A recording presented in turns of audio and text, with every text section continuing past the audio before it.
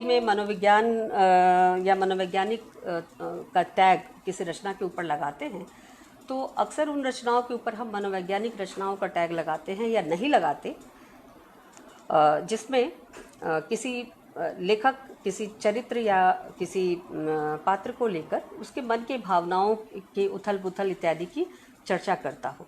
लेकिन मनोविज्ञान ये नहीं है। मनोविज्ञान का या किसी रचना के मनोवैज्ञानिक होने या ना होने का यह आधार नहीं हो सकता।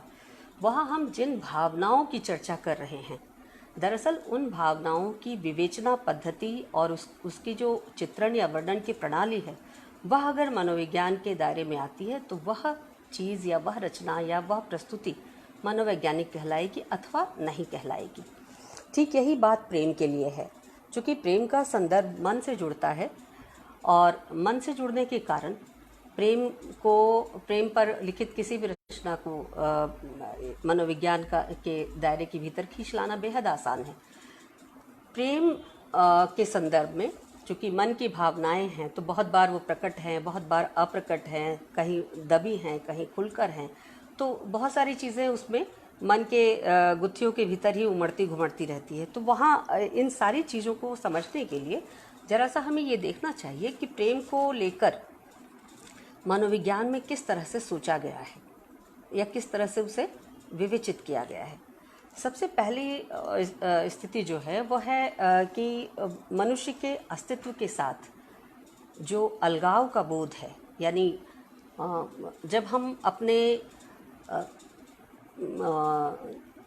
जन्म को ग्रहण करते हैं, बच्चा धरती पर आता है तो वह एक तरह का अलगाव का बोध करता है। उसे यह अलगाव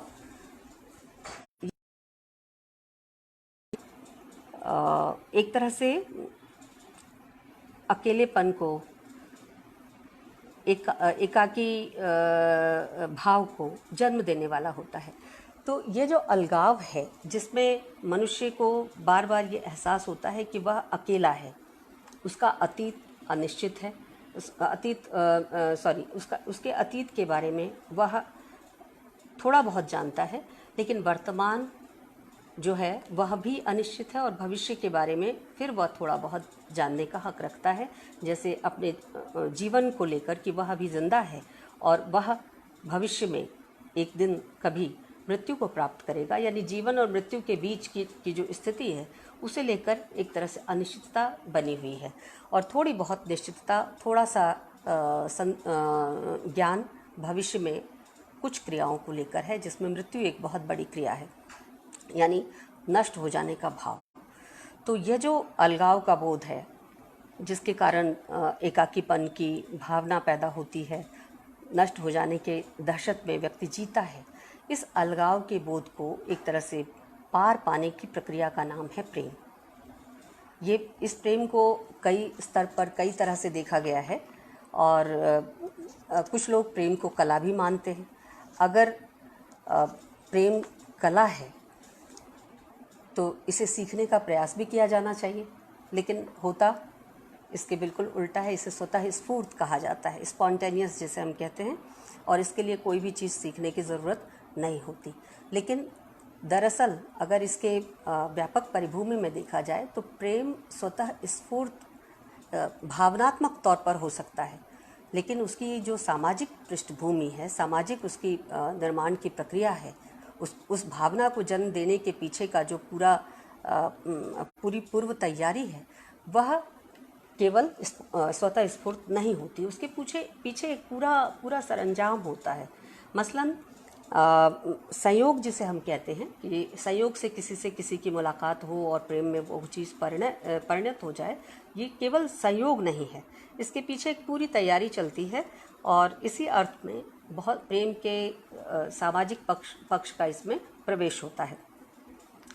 और अमूमन ये देखा जाता है कि प्यार प्राप्त करने के लिए जिस चीज़ को हम महत्वपूर्ण मानते हैं, वो पुरुषों के लिए उसमें सबसे सर्वाधिक महत्वपूर्ण होता है उनका सफल होना, उनका ताकतवर होना और उनका समृद्ध होना।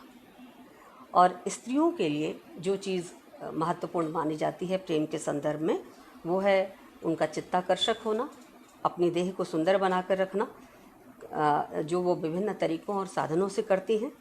और इस तरह से ये जो आकर्षण पैदा करने का भाव है, ये केवल स्त्रियों में विशेष होता है, लेकिन पुरुषों में भी होता है। और यह आकर्षण पुरुषों में जो आकर्षण है वो कई कारणों से होता है, जिसकी चर्चा अभी प्रीति जी ने की कि अगर इस लिहाज से हम देखें, सफलता के लिहाज से देखें, भौतिक उपलब्धि के लिहाज से देखें, धनवान होने के लिहाज से देखें, यानी सुख सुविधा के साधन जुटा लेने की हैसियत के लिहाज से देखें, और आकर्षक व्यक्तित्व के लिहाज से देखें, तो हीरामन कहीं नहीं टिकता।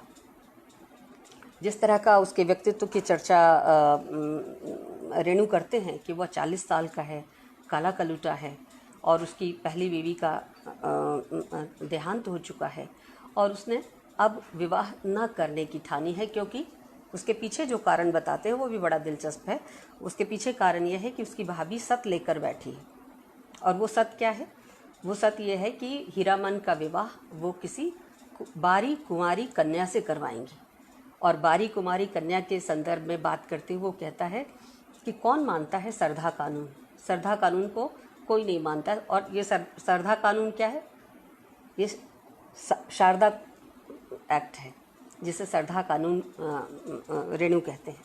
यानी बारी कुमारी कन्या से विवाह कराने का सत लेकर जो उसकी भाभी बैठी है, इस वजह से उसका विवाह हुआ ही नहीं। और अब जब वो 40 के दौर में प्रवेश कर चुका है, उसने विवाह की इच्छा का त्याग कर दिया है।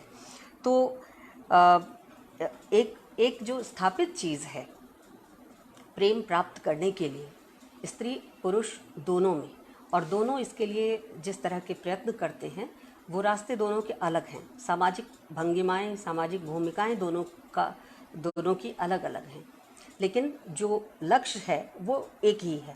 वो लक्ष्य क्या है? सेक्स अपील का होना, यानी लोकप्रिय होना और कामुक होना। और इस सेक्स अपील को प्राप्त करने के लिए पुरुषों में जो बाहरी उपलब्धियां हैं उसे महत्वपूर्ण माना गया, और स्त्रियों में जो उनकी सुंदरता है, उनकी देह यष्टि है, और उनका अपने को सजाना संवारना, इस सब का प्रयत्न है, वह महत्वपूर्ण माना गया। और जैसा कि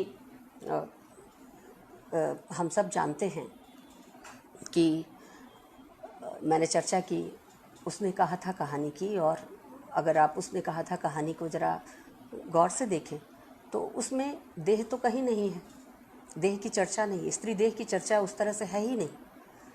और इस कहानी में तीसरी कसम में स्त्री देह है, लेकिन उस ऐन्द्रिक भूमिका में नहीं है, जिस ऐन्द्रिक भूमिका में मनोविज्ञान प्रेम के होने के लिए स्त्री देह की बात करता है।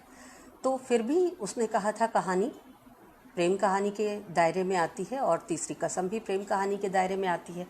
तो ये जो स्थिति है, ये क्यों संभव हो रही है? हम परिवार का जिक्र करते हैं, परिवार के अंदर प्रेम का जिक्र करते हैं।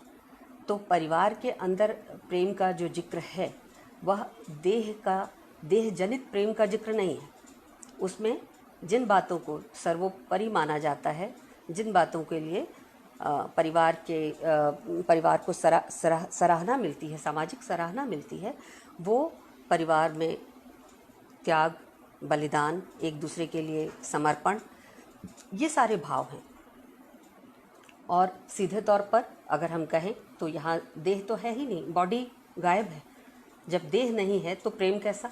लेकिन दरअसल ये जो त्याग है, बलिदान है, या दूसरे के लिए समर्पण का भाव है, और अपने को सब कुछ मिटाकर दूसरे को दे देने की इच्छा है, ये दरअसल का ही एक अन्य रूप है।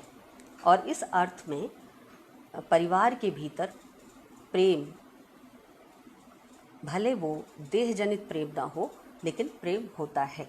और विक्टोरियन नैतिकता के बावजूद अगर हम देह की बात ना करें, लेकिन वहाँ पर जो प्रेम की अन्य स्थितियाँ हैं, जिसमें त्याग, बलिदान, समर्पण, अपने को मिटाकर दूसरे को देने की इच्छा, ये तमाम चीज़ें वहाँ मौजूद होती हैं।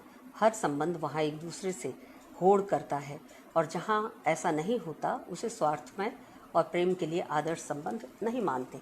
तो प्रेम वहाँ भी है।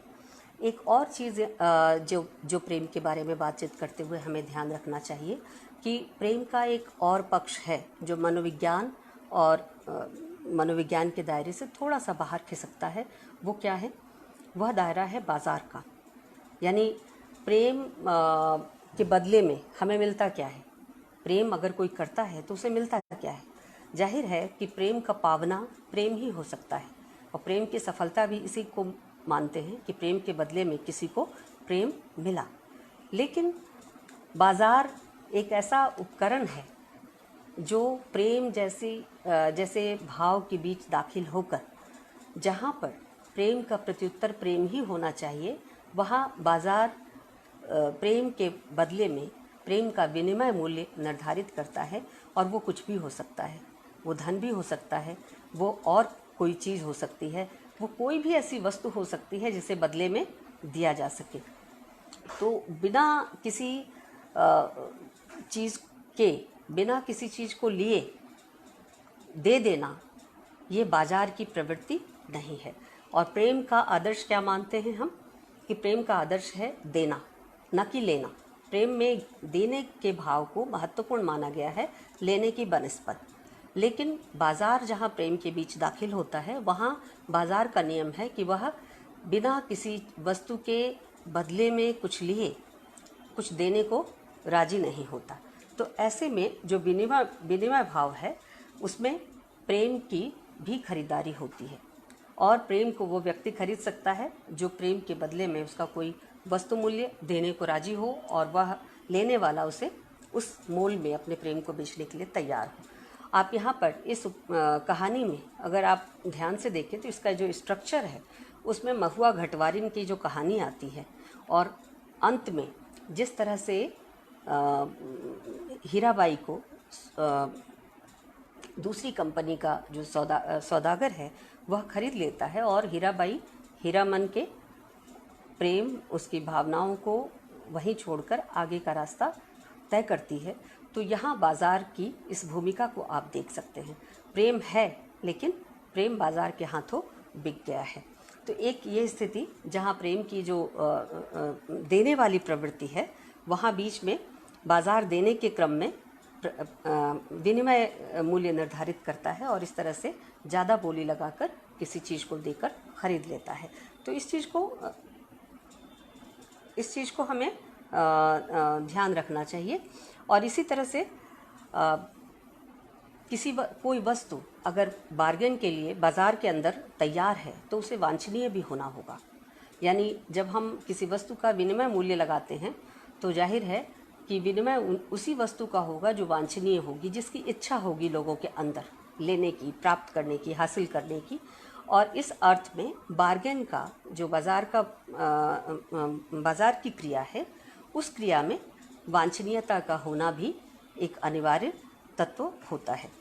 और हम जिस संस्कृति में रह रहे हैं, जिस समय ये कहानी लिखी गई है, वो पूंजीवादी संस्कृति है, और उसी दौर में कहानी लिखी गई है। तो उस दौर में इस प्रेम को कैसा होना चाहिए था, किस प्रकार घटित होना चाहिए था? जाहिर है यह एक असफल प्रेम की कहानी है। प्रेम तो है, लेकिन प्रेम में सफलता हासिल नहीं हुई। जब प्रेम के प्रतिदान का प्रत्युत्तर नहीं मिला, तो असफल प्रेम की कहानी क्यों घटित हुई, उसको समझने के लिए हमें इस बाजार की भूमिका को भी समझना पड़ेगा। हम जिस समाज और संस्कृति में रह रहे हैं, वहाँ बाजार के नियम लागू होते हैं, और बाजार के नियमों में भौतिक सफलता और धन और मुनाफा, ये महत्वपूर्ण चीज़ है।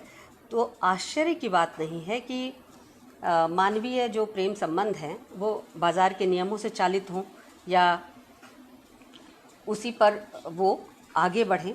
जो वस्तुओं और श्रम के बाजार को नियंत्रित करती है, वही चीज़ प्रेम के बाजार को भी, प्रेम की भावना को भी, प्रेम को भी नियंत्रित करे।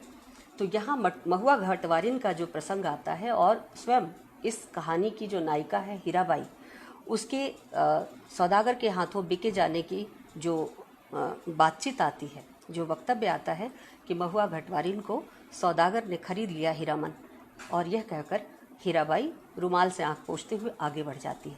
तो यह जो खरीद लिया जाना है, ये बाजार का इस प्रेम संबंध के अंतर्गत दाखिल होना है। और जाहिर है कि जहाँ प्रेम शुद्ध मनोभाव का विषय ना होकर बाजार का विषय हो जाता है, वहाँ पर माइट इज़ राइट। और ये माइट जो है वो पैसे की है, ताकत की है और अन्य बाहरी कारकों की है, ना कि दिल के किसी भाव की, दिल के किसी कोमल भाव की। एक और चीज़ कि प्रेम में पढ़ना और प्रेम में टिके रहना, ये दो चीज़ें हैं। अमूमन प्रेम में हम सब पढ़ते हैं, लेकिन प्रेम में टिके कितने लोग रहते हैं, ये देखना दिलचस्प है। और प्रेम ज़्यादातर असफल इसलिए होता है कि प्रेम में लोग प्रेम का आरंभ करके प्रेम में टिके रहना और टिके रहने के लिए जो कीमत हो सकती है सांसारिक और आत्मिक, वह देने को राजी नहीं होते। और इसी कारण चूँकि मनोविज्ञान इस तरह से व्याख्या करता है कि प्रेम जो है अलगाव के, एकाकीपन के बोध को कम करने वाला होता है, वो एक तरह से अपनी पहचान को पुनः प्राप्त करने वाला भी होता है।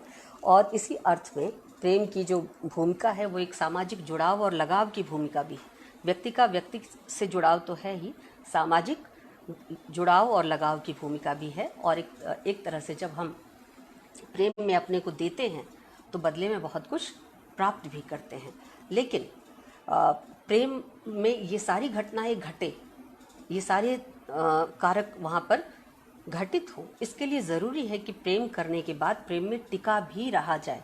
ये स्वतः स्फूर्त प्रेम पानी के बुलबुले की तरह होकर तुरंत ही मिट जाए तो इसे प्रेम नहीं कहेंगे। प्रेम का दूसरा पक्ष है प्रेम में टिके रहना। और ये दो चीज़ें हैं, प्रेम में पड़ना और प्रेम में टिके रहना। दो अजनबी लोगों की आंतरिकता को विकसित करना, उनका निकट आना एक जादुई अनुभव है, जिसे अक्सर लव एट फर्स्ट साइट की व्याख्या के तौर पर आप सब देखते हैं। यानी जब नायक नायिका को देखता है तो वह एक अद्भुत किस्म के मनोभाव में चला जाता है, जिसे ट्रांस कह सकते हैं, जिसे चमत्कार कह सकते हैं, जिसे मुग्धता कह सकते हैं, जिसे मनोरमता कह सकते हैं, रमणीयता कह सकते हैं।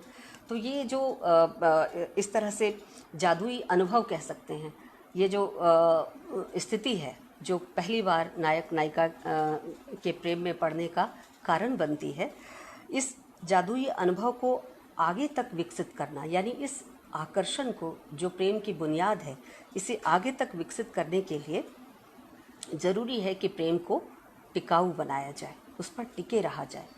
मुझे बार बार इस कहानी को, जो कहानी है, पढ़ते हुए एक उपन्यास की याद आती रही और उस उपन्यास की चर्चा मैं करूंगी। लेकिन फ़िलहाल मैं कुछ और बातें आपसे करना चाहती हूँ यहाँ। उस उपन्यास की चर्चा करना बेहद ज़रूरी है क्योंकि दोनों के मनोभाव और स्ट्रक्चर में इतनी समानता है कि लगता है जैसे उपन्यास कहानी है या कहानी उपन्यास है। इसलिए मैं उसकी चर्चा ज़रूर करना चाहूँगी आपसे। लेकिन जब हम प्रेम के टिकाऊपन की बात कर रहे हैं तो यह उसके आकर्षण से आगे की स्थिति है। प्रेम टिके, इसके लिए केवल आकर्षण की ज़रूरत से आगे बढ़कर उसके लिए उसके टिके रहने की परिस्थितियों का निर्माण करना भी ज़रूरी हो जाता है। और अगर वह परिस्थितियाँ नहीं निर्मित होती, वह प्रतिबद्धता या वह दृढ़ता नहीं निर्मित होती, तो प्रेम भी अपना जादुई असर खो देता है।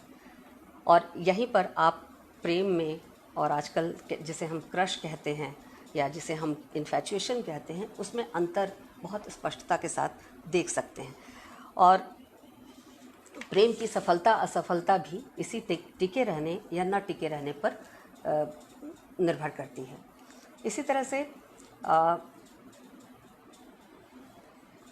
हम यहाँ एक सवाल उठा सकते हैं कि क्या हीरामन और हीराबाई में प्रेम था?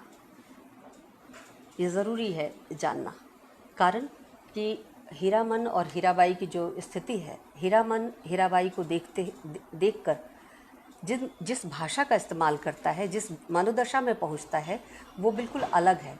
हीराबाई की तरफ से उस तरह की किसी भाषा या भंगिमा या मनोदशा का जिक्र कहानीकार नहीं करता। हीराबाई जैसे कह सकते हैं यहाँ गिवर के सेंस में है, वो देने वाली है, और हीरामन उसका उपासक या उसका उससे ग्रहण करने वाला या उससे लेने वाला है।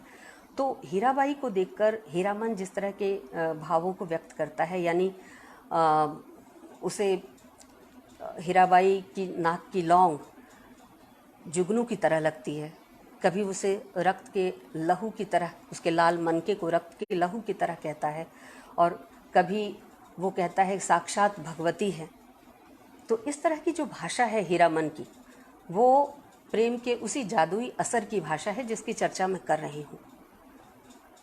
लेकिन प्रेम के जादुई असर को टिके रहने के लिए जिस अन्य चीज़ों की ज़रूरत थी, क्या वह इस कहानी में हीरामन और हीराबाई के संबंधों के बीच किसी भी तरह से है अथवा नहीं है? हम ईमानदार होकर पूछें तो जवाब नहीं में मिलेगा।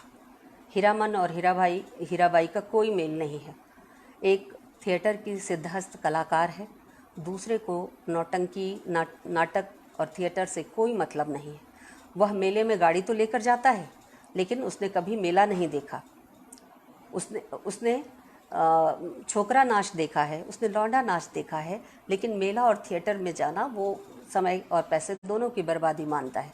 जबकि हीराबाई के जीवन का आधार ही थिएटर है, रंगमंच है, और वह एक कुशल अभिनेत्री है, कलाकार है। हीरामन सहज है, सरल है और बिल्कुल गंवाई है, जो जिसे हम कहते हैं रॉ या कच्चा, वह है। और इसलिए इस अनगढ़ हीरामन का हीराबाई के प्रति आकर्षण जादुई आकर्षण से आरंभ तो होता है, लेकिन इसको विकसित होने के लिए जिस अन्य आधारों की ज़रूरत थी जो प्रेम को टिकाए रख सके, वे आधार इस कहानी में कहीं बनते दिखाई नहीं देते। एक और चीज़ कि अगर हीरामन और हीराबाई के बीच के संबंधों के स्तर पर ही देखें तो हीराबाई को व्यवहारिकता का ज्ञान था, प्रेम की व्यवहारिकता का भी ज्ञान था। जबकि हीरामन की स्थिति क्या थी? हीरामन की स्थिति ये थी कि उसका विवाह तो हुआ था, लेकिन वह स्त्री पुरुष संबंध क्या होता है, यह जो प्रेम के संदर्भ में जितनी बातें की गई हैं, दरअसल प्रेम न तो प्लेटोनिक होता है, न ईश्वर के प्रति निवेदित भाव को हम मनोविज्ञान की भाषा में प्रेम कह सकते हैं, न इस अलगाव बोध या एकाकीपन से उबरने की इच्छा को हम काम में अपने को जोड़ देना, झोंक देना, या किसी रचनात्मक कार्य के पीछे अपने को बिल्कुल व्यस्त कर लेना और उस लगन को हम प्रेम कहें। इन तमाम चीज़ों में एक चीज़ की कमी रह जाती है, इन तमाम भावों में एक चीज़ की कमी रह जाती है, चाहे वो ईश्वर के प्रति लगन हो या अपने काम के प्रति लगन हो या समाज सेवा या इस तरह की किसी भी धुन के प्रति लगन हो, उसमें एक चीज़ की कमी रह जाती है, जिसे व्यक्ति से व्यक्ति के संबंध की हम बात करते हैं, और ठोस अर्थों में व्यक्ति से व्यक्ति के संबंध की बात, और उस संबंध के जरिए पूर्णता को प्राप्त करने की इच्छा की बात, जहाँ अकेलेपन से उबरा जा सके। और ये पूर्णता ईश्वर के प्रेम में नहीं संभव है। ईश्वर एक अवधारणा है, मूर्ति भी हो सकता है, लेकिन वह सक्रिय व्यक्ति नहीं है। इसी तरह से काम, वह भी आपका पैशन हो सकता है, जुनून हो सकता है, लेकिन काम जो है, वह काम की लगन जो है, वो प्रेम का पर्याय नहीं है। काम से प्रेम करना या अपनी रचनात्मकता से प्रेम करना, ये प्रेम नहीं। प्रेम सीधे सीधे स्त्री पुरुष के बीच होता है, ये अंतर्वैयक्तिक मामला है। और इस अर्थ में अगर हम हीरामन और हीराबाई के संदर्भों को देखें तो आपको साफ साफ दिखेगा कि हीराबाई तो प्रेम के अंतर्वैयक्तिक संबंधों के तमाम पहलुओं से वाकिफ स्त्री है। मैं ऐसा इसलिए कह रही हूँ कि हीराबाई थिएटर कंपनी में काम करने वाली महिला है, और थिएटर कंपनी की महिला को, यानी कंपनी की औरत, इन्वर्टेड कॉमास में, कंपनी की औरत, जैसा कि रेणु के शब्द हैं, जिस तरह से हीरामन चित्र कहता है कि कंपनी की औरत को वह बुरी औरत नहीं समझता, और कंपनी की औरत है तो क्या रंडी होती है, इस तरह की जो सामाजिक नोशन है कंपनी की औरत को लेकर, या सार्वजनिक क्षेत्रों में नाच तमाशे मेलों में काम करने वाली कलाकार स्त्री को लेकर, यह जो धारणा है समाज की, उसके चलते मैं कह रही हूँ कि हीराबाई को जिस तरह के उस पुरुष वर्चस्ववादी समाज में सामाजिक व्यवहार का मौका मिला होगा, उसके तहत वो अनगिनत पुरुषों के साथ व्यवहार करके प्रेम और अप्रेम की भावनाओं को हीरामन की तुलना में बखूबी समझती होगी। इस अर्थ में मैं कह रही हूँ कि हीराबाई हीरामन की तुलना में विज्ञ है। उसको प्रेम की व्यवहारिकता का ज्ञान है, संबंधों की व्यवहारिकता का ज्ञान है, लेकिन हीरामन कतई अनाड़ी है। और इस अनाड़ीपन में हीरामन को एहसास होता है कि उसने सिया सुकुमारी को देखा है, उसने भगवती को देखा है। आज उस पर तमाम देवी देवता प्रसन्न हैं कि उसकी गाड़ी में हीराबाई बैठी हुई है। और यह जो भावना है, जो श्रद्धा से परिचालित भावना है, यह प्रेम के उठान की भावना है। अब इसे रिस्पॉन्स की ज़रूरत थी, प्रत्युत्तर की ज़रूरत थी, इसे टिके रहने की ज़रूरत थी। लेकिन टिके रहने के लिए जो अन्य चीज़ें चाहिए, प्रेम के टिके रहने के लिए जो अन्य चीज़ें चाहिए, वो यहाँ सिरे से गायब है। यानी हीरामन और हीराबाई की जो सामाजिक पृष्ठभूमि है और दोनों की अभिरुचियाँ हैं, वो बिल्कुल अलग अलग हैं। हीरामन के लिए गाड़ी सब कुछ है, वो गाड़ी नहीं छोड़ सकता, और हीराबाई के लिए थिएटर सब कुछ है, वो थिएटर नहीं छोड़ सकती। और हीराबाई अपनी सीमाओं, व्यवस्थाओं को हीरामन की तुलना में बेहतर समझती है। हीरामन भी डिफाइन नहीं कर पाता कि उसे हीराबाई से प्रेम है या कुछ और। लेखक इसको बहुत ही सांकेतिक तरीके से केवल इंगित भर करके छोड़ देता है। मैं इस बिंदु पर आऊँ उसके पहले मैं कुछ चीज़ें आपसे और कहना चाहूँगी कि अमूमन हमारे समाज में प्रेम के संदर्भ में प्रेम को एक इनाम की तरह देखा जाता है। प्रेम एक रिवार्ड या इनाम है। किस चीज़ का? प्रेम अच्छे व्यक्तित्व का रिवार्ड है, प्रेम पैसे का रिवार्ड है, सुख सुविधाओं का रिवार्ड है, प्रेम सामाजिक उपलब्धियों का रिवार्ड है, और प्रेम आपके जो आकर्षक व्यक्तित्व है उसका रिवार्ड है। और इसमें प्रेम के लिए जो दूसरा चरण है, जिसमें स्त्री या पुरुष एक दूसरे के आकर्षण को प्रेम में कन्वर्ट करने के लिए और आगे बढ़ते हैं, वह दूसरा चरण क्या है कि आप प्रेम में सहयोगिता की भावना रखें। एक दूसरे के प्रति सहयोगिता की भावना, मदद के लिए तैयारी, और लगातार दूसरों के दुख में साझेदारी की इच्छा, सुख में भी साझेदारी की इच्छा। यानी जो भी परिस्थिति हो उसमें दोनों की सक्रिय भागीदारी। और ऐसी स्थिति में आप देखिए कि क्या यह दूसरा स्टेप हीरामन हीराबाई के संदर्भ में संभव था। हीरामन हीराबाई की जो मजबूरियां हैं, हीराबाई की विवशता जो है, और यही नहीं, हीरामन को तो ये भी नहीं पता कि जिस तरह वो अपनी गाड़ी को प्यार करता है, क्या हीराबाई उसी तरह अपने थिएटर को प्यार करती है। यानी स्त्री का पैशन, उसका प्यार व्यक्ति के अलावा भी कुछ और है। जैसा कि हीरामन का प्यार है, व्यक्ति के अलावा गाड़ी उसका प्यार है। वह बैलगाड़ी जिसे वो हाँकता है उसे प्राणों से प्रिय है, जिसे उसे पहली कसम के दौरान रास्ते में छोड़कर भागना पड़ा था, लेकिन उसका दुख उसके दिल में रहा। हीराबाई अपनी थिएटर को उसी तरह से प्यार करती है क्या जिस तरह से हीरामन अपनी गाड़ी को प्यार करता है? ये लेखक स्पष्ट नहीं करता। हीराबाई से एक बार भी नहीं कहलवाता कि वह थिएटर नहीं छोड़ सकती, और वो चुपचाप सौदागर के यानी दूसरी कंपनी का जो एजेंट है, दलाल है, उसके जरिए वह किसी और कंपनी में नाटक करने के लिए चली जाती है। और जाहिर है कि उसे ज़्यादा पैसा दिया गया होगा, जिसके कारण वो मथुरा मोहन नाटक कंपनी छोड़ देती है। यही एक चीज़ और भी कि ये जो अलगाव का बोध है, यानी अभाव जिसे हम कहते हैं, आत्मिक अभाव का जो बोध है, यह इस कहानी की जान है। इसकी जो कसक है, इसकी जो टीस है, वो यही निहित है।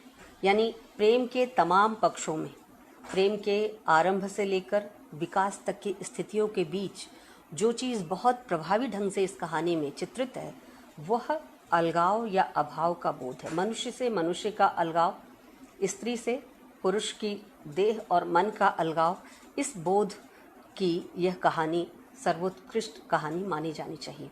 कारण कि यह जो एकाकीपन है, जहाँ वो छूट जाने की पीड़ा है, उसकी कसक है, टीस है, प्रेम की असफलता की टीस है, वो इस कहानी की जान है।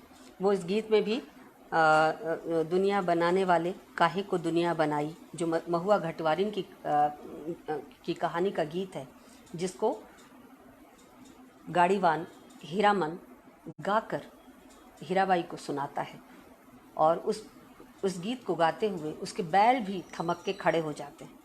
यानी उस गीत का असर, उस अलगाव, उस पीड़ा, उस टीस का असर इतना ज़्यादा है कि इंसान तो इंसान, जानवर भी उसके वश में होता है, वशीभूत होता है।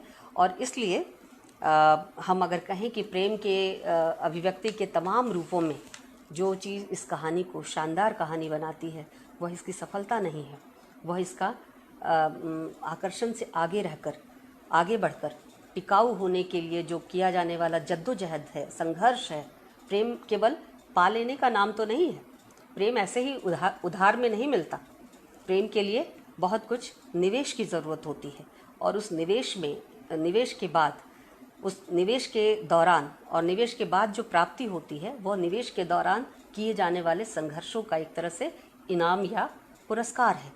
तो इस निवेश के लिए तो वहाँ कोई बहुत बड़ा स्कोप नहीं है, संघर्ष के लिए भी कोई स्कोप नहीं है। प्रेम में किया जाने वाला जो संघर्ष होता है उसके लिए दुख तकलीफ उठाना और बहुत सारी चीज़ें जो जिससे गुजर कर प्रेमी पात्र को आगे बढ़ना पड़ता है, प्रेम को पूरा करने के मकाम तक ले जाना पड़ता है। इस कहानी में उन संघर्षमूलक स्थितियों की जो व्यक्ति का समाज से, व्यक्ति का अपने स्वयं से, व्यक्ति का अपने तमाम संबंधों के बीच किए जाने वाला संघर्ष है, उस संघर्ष की यहाँ कोई चर्चा ही नहीं है।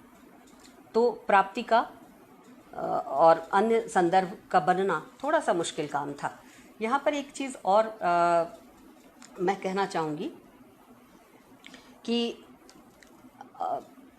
जो जुड़ाव की इच्छा है, यानी अलगाव का जो काट प्रस्तुत करती है जो चीज़, वह जुड़ाव की इच्छा, जिसके कारण प्रेम होता है।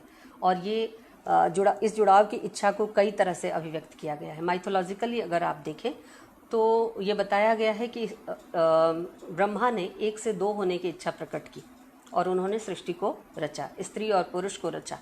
यानी एक ही हिस्सा था जिसको काट कर 2 किया गया। स्त्री और पुरुष अलग अलग बनाए गए। अर्धनारीश्वर की परिकल्पना है हमारे यहाँ। और इसी तरह से जो पूर्व की माइथोलॉजी है और पाश्चात्य की माइथोलॉजी है, दोनों में प्रेम की परिकल्पना इसी तरह से की गई कि स्त्री और पुरुष दोनों एक ही थे आरंभ में, और इन्हें जो अलग अलग किया गया तब से ये अलगाव का बोध करते हैं, एकाकीपन और अभाव का बोध इनके बीच होता है और ये एक साथ जुड़ना चाहते हैं, जुड़कर ही ये पूर्ण होते हैं। तो हमारी माइथोलॉजी में भी पूर्णता को लगाव या जुड़ाव से ही संभव माना जाता है। और जाहिर है कि ये लगाव या जुड़ाव ईश्वर का या किसी अन्य जुनून का नहीं है, स्त्री का पुरुष से है, ठोस है, ये कोई वायवीय प्रेम नहीं है। और इस लगाव और जुड़ाव को व्यापक स्तर पर देखें तो ये आइडेंटिटी के क्वेश्चन के साथ भी जुड़ता है। हम इस जुड़ाव के जरिए कैसा महसूस करते हैं? स्त्री जब पुरुष से जुड़ती है या पुरुष जब स्त्री से जुड़ता है तो महसूस कैसा करता है? वो अपने को एम्पावर्ड महसूस करता है, अपने को शक्तिशाली और क्षमतावान महसूस करता है, वह अपने को ताकतवर महसूस करता है। ठीक यही चीज़ आइडेंटिटी पॉलिटिक्स के साथ भी है। वहाँ अगर आप देखें तो समूह के साथ जुड़कर, उनके जैसे कपड़े पहन के, उनके जैसे एटिकेट्स को अपनाकर हम उस समूह विशेष का हिस्सा बनना चाहते हैं। और क्यों बनना चाहते हैं? क्योंकि हम अपने अभाव को, एकाकीपन को, अलगाव को दूर करना चाहते हैं।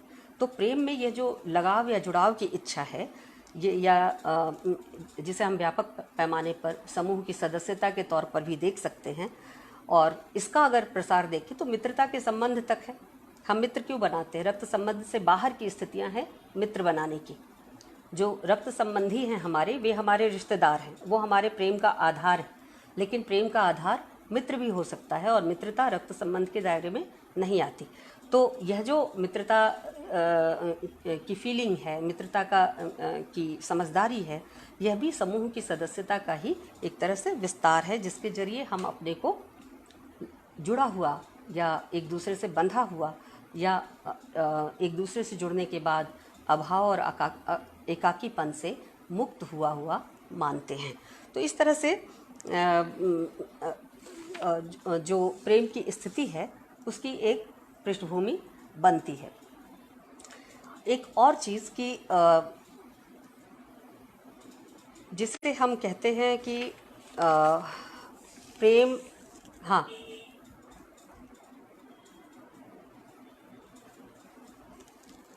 ओके, मैं 2-4 मिनट के बाद आपके प्रश्नों को लेती हूँ। हाँ हाँ, जी जी जी जी हाँ।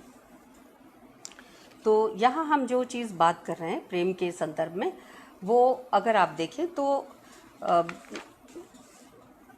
हमने प्रेम में देने की बात की, प्रेम के संघर्ष की बात की, और प्रेम के संदर्भ में जिसे जो देना है वो मनुष्य का मनुष्य को देना है, ना कि मनुष्य का किसी वस्तु को देना है, बाजार के संदर्भ में नहीं। ये प्रेम के संदर्भ में इस चीज़ का हमें ख्याल रखना है। और दूसरी चीज़ जो प्रेम के संदर्भ में बहुत महत्वपूर्ण ढंग से आती है और इस कहानी का भी हिस्सा है, वो क्या है? वो है कि प्रेम में अगर, जिसे हमने कहा देने का जो भाव है, और इस कहानी में जिस चीज़ का अभाव दिख पड़ता है, जो संघर्ष की स्थितियां हैं उसका अभाव दिख पड़ता है, उसका एक बड़ा एरिया जो जुड़ता है वो लेबर या परिश्रम से है। प्रेम में परिश्रम का महत्व होता है। प्रेम बिना परिश्रम के, हम मानते हैं कि प्रेम तो ऐसे ही हो जाता है और प्रेम ऐसे ही टिका रहता है। नहीं, प्रेम बिना लेबर या परिश्रम के नहीं टिकता, और इसमें जो मेहनत लगती है, जो श्रम लगता है, वह इसको गाढ़ा बनाता है। और इसी तरह से प्रेम के अन्य क्षेत्र जो आते हैं, जिसमें आप अमूमन स्त्री के प्रेम के संदर्भ में आप हमारे साहित्यकारों को उसका वर्णन करते हुए देखती हैं या देखते हैं, वो है देखभाल। यानी स्त्रियां देखभाल के क्षेत्र में बहुत आगे बढ़ी हुई होती हैं। तो देखभाल जिसे हम कहते हैं, या सरोकार जिसे हम कहते हैं, दूसरे के प्रति महसूस करना जिसे हम कहते हैं, और तीसरी चीज़ जिसे हम जिम्मेदारी कहते हैं। इन तमाम चीज़ों में मुझे प्रेमचंद यहाँ याद आ रहे हैं कि जब वो स्त्री को इन गुणों के आधार पर पुरुष की तुलना में बड़ा बताते हैं। लेकिन ये सारी चीज़ें तब संभव है जब हम प्रेम में रिस्पेक्ट या सम्मान के लिए भी जगह रखें, और सम्मान में वर्चस्व का भाव नहीं होता। वर्चस्व के भाव से जो प्रेम किया जाता है, दरअसल वह प्रेम का विकृत रूप है। और इसी तरह से अगर प्रेम स्वपीड़ा के भाव से किया जाए, यानी हम प्रेम तो करते हैं लेकिन प्रतिदान में कुछ नहीं चाहते, और हमारा प्रेमी पात्र जिस रूप में हमें रखे, अक्सर आप भक्तिकाल के कवियों के यहाँ देखेंगे प्रेम का ये स्वपीड़क रूप मौजूद है। वो बदले में कुछ नहीं चाहता, ईश्वर से लौ लगाना चाहता है, ईश्वर ही उसका सब कुछ है, और जाहि विधि राखे राम ताहि विधि रही। ये जो चेतना है, या हों तो कूता राम का जित खिंचो तित जाऊं, ये जो चेतना है प्रेम में, कि प्रेम तो करते हैं लेकिन ऐसे तरीके से प्रेम करते हैं जहाँ प्रेमी पात्र के वर्चस्व को स्वीकार कर लिया गया है। और स्वीकार करने में क्या है, जो वर्चस्व को स्वीकार कर रहा है वह स्व पीड़ा में भी निमग्न हो रहा है। यानी इस वर्चस्व को स्वीकार करने के लिए उसे जितनी भी पीड़ा या तकलीफ उठानी पड़े वो उठाएगा और प्रेम में बंधा रहेगा। ये जो स्वपीड़न है, यह भी प्रेम का एक विकृत रूप है। जिस प्रकार वर्चस्व प्रेम का विकृत रूप है, उसी तरह से स्वपीड़न भी प्रेम का विकृत रूप है। और प्रेम के लिए जो चीज़ बेहद ज़रूरी है वो है जानना।